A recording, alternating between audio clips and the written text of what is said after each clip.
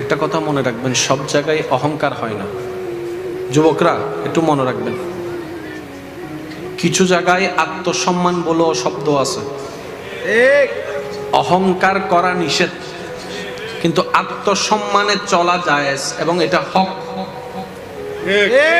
নিজের সম্মান বিসর্জন দিয়ে কোথাও যাওয়ার দরকার, যেখানে মূল্যায়ন নাই যাওয়ার দরকার নেই, যেখানে আপনার ব্যবহার ভালোবাসার মায়া মমতার দাম নাই যাওয়ার দরকার নেই। দরকার হলে একা বাঁচেন একা চলেন, একা বাঁচেন একা চলেন।